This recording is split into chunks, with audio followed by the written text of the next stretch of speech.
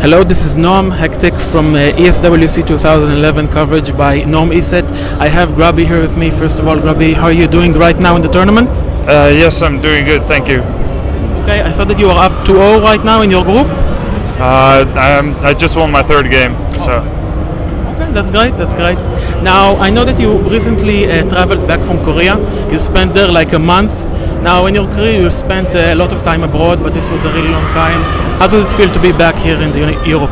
I love both places. Korea was really good, and I think I learned something, but I can still learn a lot in Europe too.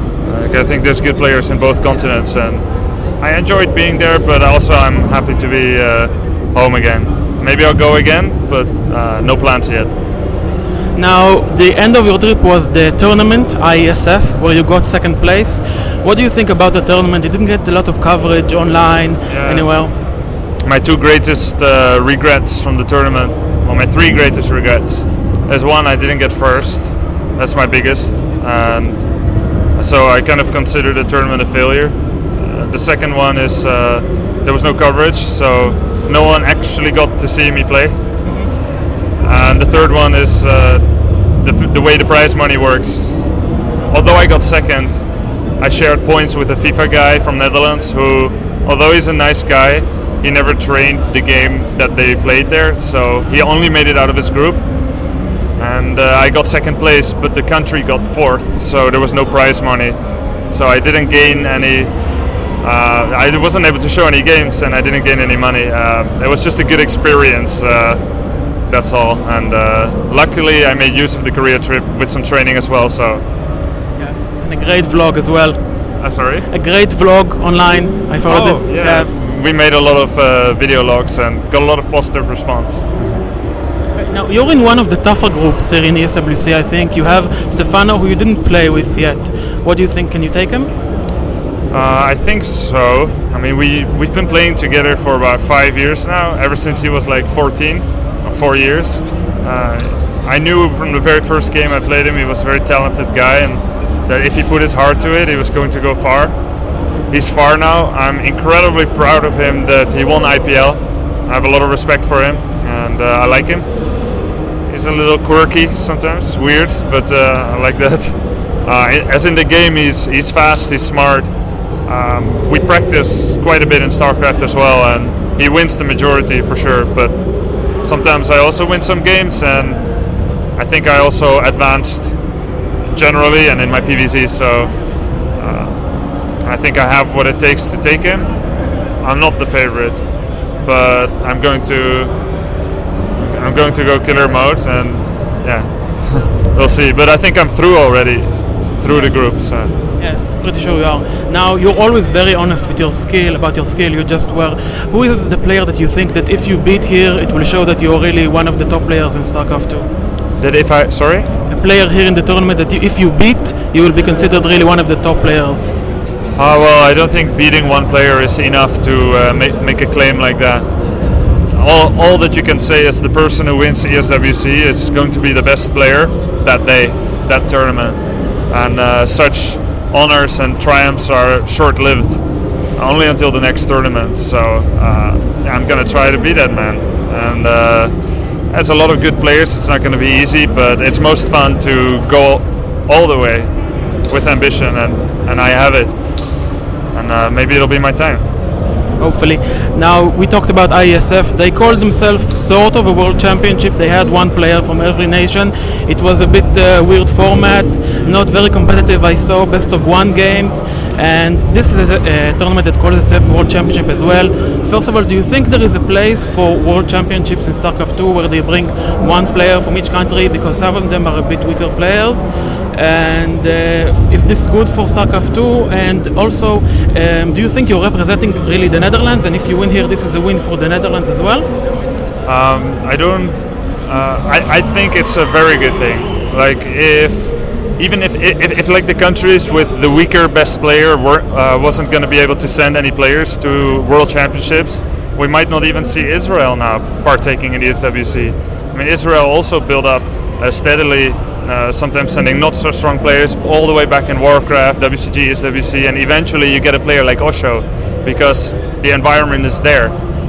Even though it's hard to grow up as a good player from a country which has a little bit less good internet, maybe. Like, I know there's some ping issues, but I think it's very good that every country can partake, and that when we get the whole globe involved, that means global interest, and that means global sponsorships and global tournaments. And you've already got those invitational tournaments where you invite like the 8 best players, the 16 favorites, and so on and so on. But it's incredibly important that even the somewhat mid-skill player get a chance to participate. So I think it's a very good thing. So I really applaud such tournaments as well. Now, you mentioned Osho, and most of my crowd is really interested in Osho and his skills and his results. I know that you're a bit friends with him. What do you think about him really as a player, and what maybe can he do to take the next step to become one of the top players in the world? Well, the keys to the next step are always passion and hard work. And what he already is as a player is already a very good player, and he already has all the skills he needs to be able to advance himself. So it's really up to him. And yeah, I wish him the best. Okay, great. Now, this tournament has a very interesting prize pool distribution. All top 16 get paid, and 1,000 euros for the 16th player. I'm sorry? $1,000. Yes, right, sorry. And this is fairly rare in the StarCraft 2 scene. Only IPL can boast to have such a distributed prize pool. What do you think about this? Is it better for the players? Maybe it's worse for the tournament because the first place doesn't get so much money? Well, if you consider that all the groups are pretty strong and only 2 out of 6 advance, I think that's already an accomplishment worth rewarding. And both from a player perspective and from a financial perspective in general, I think it's incredibly good that not only it's the prize pool is so top heavy, only the number 1 or number 3, like it is very good, I think, because all these players, all these teams, they have a lot of costs sending players everywhere. It's not for free, and most esports ventures are difficult to get profitable. And we already have a lot of support from sponsors. All the teams and players, like I've got Steel Series, they support me, but it's still an expensive business. So the fact that people come here, sometimes from Korea all the way to Paris to play, hotels, sometimes they have to pay themselves, some prize money in return, yeah, I think it's okay. We're not just playing here for 3 days. I mean, you have to calculate all those months that you've been training for the event as well. And I know not every tournament can afford it, but I'm very glad ESWC is choosing this approach. Right now, we've seen a few foreigners winning tournaments, finally, tournaments with Koreans in them. First Hydra, then Stefano, and then Huck.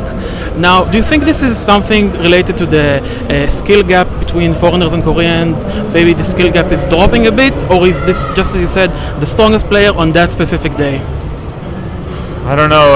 I'm just starting to think it's less about nation and how you look, like race, and more just about whoever player was best. And I know it's interesting to see, like, do foreigners have a chance and so on, but I think we can finally answer the question, yes, we have a chance. Again, passion and hard work, they need to be there. And, you know, and that's it, basically, end of story. And it doesn't matter how you look or where you come from. You can choose your own conditions, you can, I don't know, create the best situation. And I think it's anyone's game, and that's nice. It's very accessible for people of all ages and nationalities and so on. That's why esports is so great. Yes, I agree. I really hope we will see another foreigner win a major tournament. Grubby, I want to thank you very much for the interview. I'm a big fan myself, and I hope you the best in this tournament. Do you have any shout-outs you want to make? Thanks to all the guys who are watching. Thanks to you guys for the interview, and hi to everyone in Israel. If I have some fans there, thank you very much. And I'll try to bring great games to you. Thanks, and see ya. Bye. Thank you. Thank you.